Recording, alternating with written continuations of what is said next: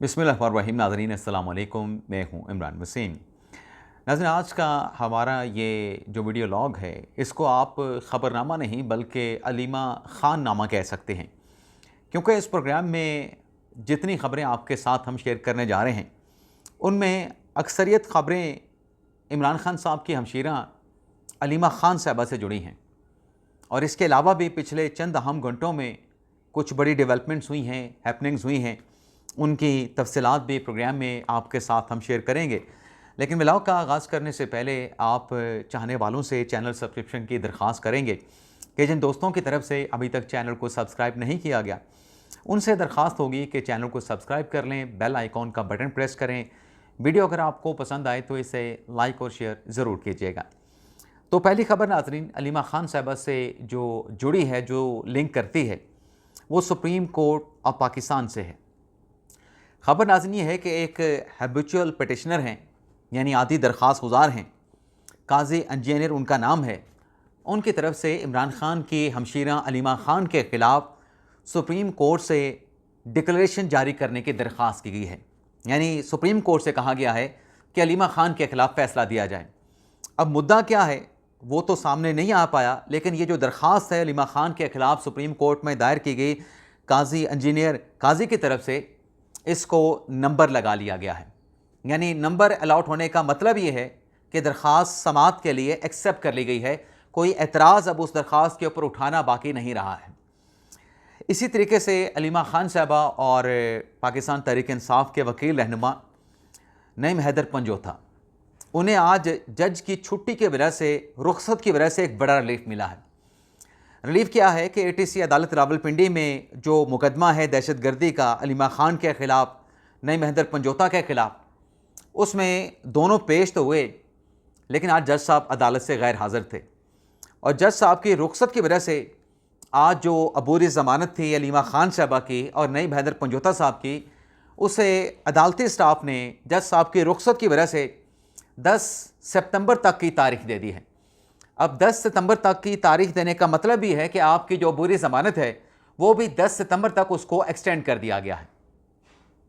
अगली खबर नाज़रीन अलीमा ख़ान से जुड़ी है, लेकिन उनके बेटे शेर शाह से मुतल्लिक है। शेर शाह की ज़मानत के लिए अलीमा ख़ान साहबा की लीगल टीम ने ATC अदालत में दरख्वास्त दायर कर रखी है।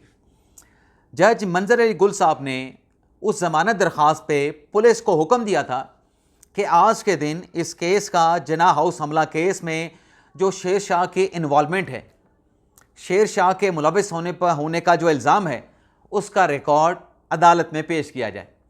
लेकिन आज पुलिस की तरफ से शेर शाह के ख़िलाफ़ जना हाउस पर हमला करने का जो इल्ज़ाम है, उसका रिकॉर्ड अदालत में पेश नहीं किया गया।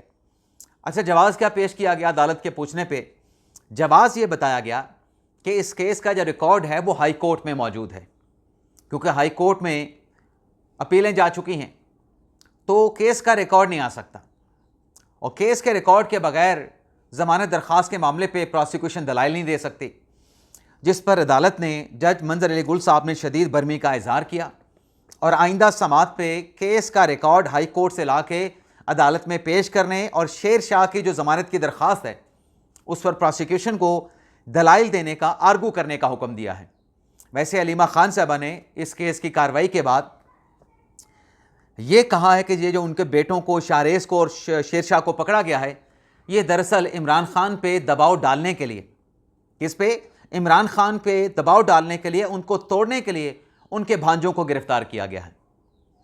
इसके बाद नाजरीन जो इमरान ख़ान साहब ने अडयाला जेल से फैसला किया कि कायमा कमेटियों से रिज़ाइन करेंगे, तो सवाल यह है कि तहरीक इंसाफ के इस्तीफे किधर गए? तो इस सवाल का जवाब यह आया है कि आज तहरीक इंसाफ के 28 मजीद अरकान ने स्टैंडिंग कमेटी से रिज़ाइन कर दिया है। अपना इस्तीफ़ा स्पीकर कौमी असम्बली अय्याज सादे के ऑफिस में, स्पीकर ऑफिस में जमा करवा दिया है। और मजमूई तौर पर जो इस्तीफ़ों की तादाद है, जिन PTI के अरकान ने स्टैंडिंग कमेटी से रिज़ाइन किया है, वो 47 तक जा चुकी है। यानी अभी भी पाकिस्तान तहरीक इंसाफ के ऐसे 39 अरकान ऐसे हैं जिन्होंने खान साहब के हुक्म पे 8 दिन गुजरने के बावजूद भी स्टैंडिंग कमेटी से रिज़ाइन नहीं किया है। उनके अभी इस्तीफ़े 39 PTI के अरकान असम्बली के अभी स्पीकर चैम्बर में आना बाकी हैं। लेकिन उनके इस इस्तीफ़ों के मामले को लेके हुआ ये है, हुकूमत की तरफ से पीटीआई के साथ रब्ता किया गया है और पीटीआई से कहा गया है कि कौमी मामलात पे ये जो स्टैंडिंग कमेटी हैं इसमें बड़े अहम बिल आते हैं, बड़ी अहम कानून साजी लेजिस्लेशन होती है, तो आप कौमी मफाद के लिए इस्तीफ़े वापस ले लें। लेकिन तहरीक इंसाफ की तरफ से बैरिस्टर गोल खान साहब ने हुकूमत को रब्ता करने पर यह जवाब दिया गया कि इस्तीफ़े देने का जो फैसला है वो बानी तहरीक इंसाफ इमरान खान का है। स्टैंडिंग कमेटी से पीटीआई के अरकान खुद से इस्तीफ़ा नहीं दे रहे, इमरान खान का हुक्म है, बानी है पार्टी के, उनकी तरफ से हुक्म दिया गया और उनका यह फैसला बरकरार रहेगा और पार्टी के लोग अपने इस्तीफ़े देंगे। लेकिन नाज़रीन, बैरिस्टर गौर साहब जो आज इमरान खान के साथ मुलाकात करने के लिए अडयाला जेल भी पहुंचे थे और भी पाकिस्तान तहरीक इंसाफ के रहनुमा वहाँ पे गए, लेकिन दो लोगों को मुलाकात की इजाज़त मिल सकी, एक बैरिस्टर गौर साहब और दूसरे ज़हीर अब्बास चौधरी साहब जो कि इमरान खान साहब के वकील हैं और बुशरा बीबी साहबा के वकील हैं। और बैरिस्टर गौर साहब जो हैं खान साहब के साथ मुलाकात करने के बाद वहाँ से चले गए। मीडिया के साथ उन्होंने कोई गुफ्तगू नहीं की कि अंदर क्या बातचीत हुई, खान साहब ने नई डायरेक्शन, नया प्रपोज़ल या नया हुक्म क्या दिया है। लेकिन वहीं पे जो अलीमा खान साहबा हैं, इमरान खान साहब की हमशीरा, उन्होंने अडयाला जेल के बाहर बड़ा खौफनाक किस्म का स्टेटमेंट दिया है। अगर ऐसा कोई स्टेटमेंट अदलिया के ख़िलाफ़, अदलिया के जजेस के ख़िलाफ़ कोई और बंदा दे, या माजी में जैसे हमने देखा कि जब साकिब निसार साहब का दौर था, वो चीफ जस्टिस ऑफ पाकिस्तान थे, तो इमरान खान की दुश्मन सियासी जमातों के रहनुमाओं के ख़िलाफ़ जो है वो बड़े तसलसल के साथ कंटेम्प्ट की कार्रवाइयाँ की गई, कंटेम्प्ट के अज़खुद नोटिस लिए गए। अलीमा खान साहबा ने स्टेटमेंट ये दिया है कि जो कुछ भी करवाया जा रहा है वो फील्ड मार्शल आसिम मुनीर की तरफ से करवाया जा रहा है। और अलीमा खान ने यह भी कहा है कि जजेस कहते हैं कि वो मजबूर हो चुके हैं। अब अलीमा खान साहबों को अगर कंटेम्प्ट का नोटिस हो या अगर अलीमा खान साहब के ख़िलाफ़ तौहीन अदालत की कोई दरख्वास्त किसी अदालत में दायर हो और वो दरख्वास्त समाअत के लिए एक्सेप्ट हो, उस पर फिक्सेशन हो, बेंच तश्कील दिया जाए, तो अलीमा खान साहबा से यह पूछा जाए कि ये जो आपने एक स्टेटमेंट दिया है, ब्लैंक स्टेटमेंट दिया है कि जजेस कहते हैं कि हम निज़ाम के सामने मजबूर हो चुके हैं, इमरान खान को रिलीफ नहीं दे सकते, इमरान खान को या तो सज़ा दे सकते हैं या उसका सज़ा बरकरार रख सकते हैं, रिलीफ नहीं दे सकते, हम मजबूर हैं। क्या अलीमा खान साहबा ये बताएंगी अदालत के पूछने पे कि वो कौन कौन से जजेस हैं, कितने जजेस हैं जिन्होंने इमरान खान को सज़ा देने के लिए या इमरान खान को जेल में रखने के लिए किसी के साथ, किसी ताकतवर हल्के के साथ, इदारे के साथ समझौता किया है, डील की है? क्या अलीमा खान के इस स्टेटमेंट का, जो उनका कहना है कि खान साहब को गैर कानूनी जेल में रखा गया है, क्या अलीमा खान साहबा का इस स्टेटमेंट पे अदलिया पे और अदलिया के जजेस पे इतना संगीन इल्ज़ाम लगाने पे क्या उनका कोई एहतसाब होगा, या सिर्फ ये एहतसाब जो है पीटीआई के सियासी मुखालफिन का है, या इस किस्म की कार्रवाई कि आपने अदलिया के कंटेम्प्ट क्यों की, आपने जजेस की तौहीन क्यों की, क्या आम लोगों के ख़िलाफ़ ये कानून, ये अख्तियार जो है इस्तेमाल करने के लिए है? इन लोगों के लिए ये अख्तियार जो है वो एक्सरसाइज क्यों नहीं हो सकता? और फिर नाज़रीन वहीं पे अलीमा खान साहबा से, यानी अलीमा खान साहबा जो हैं, यूँ समझें कि इमरान खान साहब के नक्शे कदम पे चल निकली हैं। कैसे इमरान खान साहब के नक्शे कदम पे चल निकली हैं, मैं आपको एक और डिटेल बताने जा रहा हूँ। अलीमा खान साहबा से एक सहाफ़ी ने सवाल कर लिया न्यूयॉर्क की प्रॉपर्टी का कि चंदे से या न्यूयॉर्क में आपने प्रॉपर्टी कैसे बनाई, क्या तहरीक इंसाफ के चंदे से बनाई? और फिर उन्होंने, एक सहाफ़ी ने और भी सवाल किया, शायद उसी सहाफ़ी ने सवाल किया कि इमरान खान साहब ने जो एक्स पे ट्वीट किया था, पोस्ट किया था उनकी सोशल मीडिया की टीम ने, मैनेजर ने, क्या आप उसके साथ इत्तफाक करते हैं? तो पीटीआई के वर्कर अलीमा खान साहबा उस सवाल करने वाले सहाफ़ी को पढ़ गए कि ये नून लीग की तरफ से भेजा गया है। लेकिन जो सवाल था कि न्यूयॉर्क में प्रॉपर्टी कैसे ख़रीदी गई, उसकी ना तरदीद की अलीमा खान साहबा ने, ना उसकी तस्दीक की। एन इमरान खान साहब के मुताबिक खान साहब पर जब इल्ज़ाम लगता है, मैं इल्ज़ाम कह रहा हूँ, मैं ये नहीं कह रहा कि इमरान खान साहब की टेरियन जेड वाइट जो है इमरान खान साहब की बेटी हैं, लेकिन इल्ज़ाम लगता है और इल्ज़ाम इसलिए तक़वियत पकड़ता है कि टेरियन जो है इमरान खान के बेटों के साथ रहती हैं और इमरान खान के बेटे और टेरियन लंदन में जमामा खान के साथ रहते हैं। तो ये सवाल जब भी पूछा गया इमरान खान साहब से, खान साहब ने भी इस सवाल का जवाब नहीं दिया कि टहरियान उनकी बेटी है या उनकी बेटी नहीं है। अब खान साहब रियासत मदीना बनाने चले थे। खान साहब कहते थे मैंने सच बोलूँगा अपने लोगों के साथ। अय्या का नाबुदों से खान साहब अपनी तकरीर शुरू करते हैं, लेकिन खान साहब इस सवाल का कभी जवाब नहीं देते। यानी आपकी बेटी नहीं है तो आप कह दें कि आपकी बेटी नहीं है, और अगर आपकी बेटी है तो फिर कहने में क्या हर्ज है। लेकिन खान साहब, जैसे खान साहब इस सवाल की ना तरदीद करते हैं ना तस्दीक करते हैं। अलीमा खान साहबा ने भी न्यूयॉर्क में, अमेरिका में प्रॉपर्टी कैसे खरीदी, असासे कैसे बनाए, इस सवाल का जवाब नहीं दिया, बल्कि सवाल करने वाले साफ़ी के ऊपर चढ़ दौड़े, उसको नून लिखा साफ़ी कह दिया। और मैं सोशल मीडिया पे देख रहा था कि उस सवाल करने वाले साफ़ी से मुतल्लिक़ ये कहा जा रहा था कि इसकी तो 2 साल से ड्यूटी अदालत जेल के बाहर नहीं लगी, आज इसकी ड्यूटी अदालत जेल के बाहर कैसे लग जाए, कैसे लगे, साफ़ी जो है इस सवाल का जवाब दें। तो मैंने उस पर कोड करके लिखा, जनाब आप भी साफ़ी हैं, ये जो किसी अदारे में काम करने वाला साफ़ी होता है उसके पास कोई सो मोटो अख्तियार नहीं होता कि आज अगर सुप्रीम कोर्ट खड़ा है तो कल वो अदालत जेल के बाहर जाके खड़ा हो जाए। किसी भी साफ़ी की ड्यूटी उसके ऑफिस की तरफ से लगाई जाती है।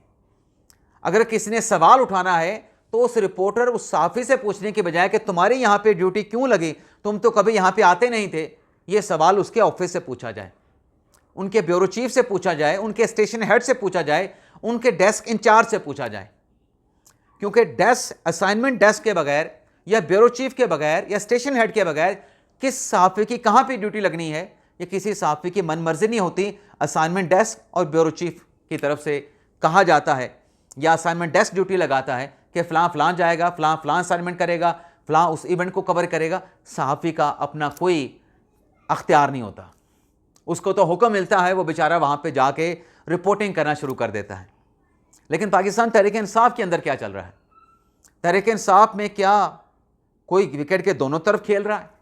और कौन कौन खेल रहा है? कल नाजरीन, ये जो मुज़ाकरात की बात चल रही है, इस पे तो गंडापुर साहब ने कहा कि मुज़ाकरात भी इमरान खान साहब की इजाज़त के साथ होंगे। लेकिन गुज़िश्ता रोज़ अली मीन गंडापुर साहब ने स्टेटमेंट दिया कि कालाबाग डैम जो बनना चाहिए, मैं उसको सपोर्ट करता हूँ, लेकिन जिनके तहफ़्फ़ुज़ात हैं उनके साथ बातचीत भी होनी चाहिए, उनके तहफ़्फ़ुज़ात भी दूर होने चाहिए। चलें जी, स्टेटमेंट आपने दे दिया। इस स्टेटमेंट के बाद क्या होता है कि पंजाब हुकूमत भी अली मीन गंडापुर के इस स्टेटमेंट को खुशाइंद करार देती है। यानी कालाबाग डैम की तामीर पे खैबर पख्तूनख्वा के वज़ीर आला और पंजाब की हुकूमत, क्योंकि उस्मा बुखारी का स्टेटमेंट आया कि अली मीन गंडापुर के स्टेटमेंट को खुशाइंद करार दिया गया, तो ये हुकूमत पंजाब की तर्जमान अगर कह रही हैं तो मरीम नवाज़ कह रही हैं, तो दोनों वज़ीर आला दोनों सूबों के यूँ समझें कि एक पेज पे आ गए। लेकिन फिर तहरीक इंसाफ के सीनियर रहनुमा साबिक स्पीकर असद कैसर ने स्टेटमेंट दिया कि ये जो कालाबाग डैम से मुतल्लिक बयान दिया गया है, ये अली मीन गंडापुर का ज़ाती बयान है, ये पार्टी का स्टेटमेंट नहीं है। यानी अब एक वज़ीर आला का बयान भी ज़ाती होता है। एक सूबे का वज़ीर आला कालाबाग डैम बनाने की बात कर रहा है, एक ज़िम्मेदार ओहदे पे, एक ज़िम्मेदार सीट पे बैठा है, और उसकी पार्टी का बंदा कहता है कि ये उसका ज़ाती स्टेटमेंट है। तहरीक इंसाफ में आप देखें कौन कहाँ पे खेल रहा है और कैसे खेल रहा है। एक दूसरे के बयानात की नफ़ी की जा रही है। और फिर गंडापुर साहब जो कल कालाबाग का स्टेटमेंट देते हैं कि ये डैम बनना चाहिए, आज वो कहते हैं कि अफ़गान शहरियों को पाकिस्तान की नेशनैलिटी दी जाए। भाई किस बात पे अफ़गान शहरियों को पाकिस्तान की नेशनैलिटी दी जाए? तो गंडापुर साहब कहते हैं कि चूँकि जो अफ़गान शहरी हैं पाकिस्तान में वो बड़े बड़े कारोबार कर रहे हैं, अरबों रुपए के उनके बिजनेसेस हैं, और वो पाकिस्तान में बैरूनी सरमायाकारी ला सकते हैं, तो उनको बेदखल करने के बजाय पाकिस्तान में नेशनैलिटी दी जाए। तो पहले तो गंडापुर साहब ये बताएं कि कितने अफ़गान ऐसे शहरी हैं जो कारोबार कर रहे हैं, अरबों रुपए का उनका हुजम है कारोबार का, और वो अब तक जो सालों से पाकिस्तान में बिजनेस कर रहे हैं, कितनी इन्वेस्टमेंट वो पाकिस्तान में लेके आए? इस सवाल का जवाब तो दे दें। आप अफ़गान शहरियों को पाकिस्तान की नेशनैलिटी दिलवाना चाहते हैं, लेकिन बताएं तो सही, आप कह रहे हैं कि उनको बेदखल ना करें, वो पाकिस्तान में सरमायाकारी लेके आएंगे, अब तक क्यों नहीं लेके आ सके? अगर वो इतने बाअसर थे, उनके बाहर इतनी नेटवर्किंग थी, इतने राब्ते थे, तो अब तक वो कितनी सरमायाकारी लेके आए ये बता दें। यानी कोई हाल पाकिस्तान तहरीक इंसाफ का नहीं, कोई इनकी पॉलिसी नहीं, कोई इनका प्लान मनसूबाबंदी नहीं कि हमने क्या स्टेटमेंट देना है, क्या स्टेटमेंट नहीं देना है। बस जिसके दिल में जो आया, दिमाग में जो आया वो कह दिया, और फिर बाद में कहते हैं कि ये सियाको सबाक से हट के रिपोर्ट किया गया, ये पार्टी का स्टेटमेंट नहीं, ये ज़ाती स्टेटमेंट है, ये इख्तलाफात पार्टी में है नहीं। इमरान खान साहब ने हुक्म दिया है कि जो इख्तलाफात का मामला है, इख्तलाफात को पब्लिक प्लेस पे आके कोई रिपोर्ट नहीं करेगा, पार्टी के इंटरनल मामलात को मीडिया के पर एक्सपोज नहीं किया जाएगा, और फिर एक्सपोज करना भी शुरू कर देते हैं। यानी पाकिस्तान तहरीक इंसाफ के हवाले से आप कोई बात जो है वो इस यकीन के साथ नहीं कह सकते कि आज जो पाकिस्तान तहरीक इंसाफ कह रही है, कल उस बात के ऊपर तहरीक इंसाफ बरकरार रहेगी, उस बात पे कायम और दायम रहेगी। क्या वजह है? इमरान खान साहब का असर है। खान साहब जैसे अपने किसी स्टेटमेंट में कायम नहीं रहते, यू टर्न ले लेते हैं, तो पूरी पार्टी का ये हाल हो चुका है। इजाज़त चाहते हैं नाज़रीन, अल्लाह हाफिज़।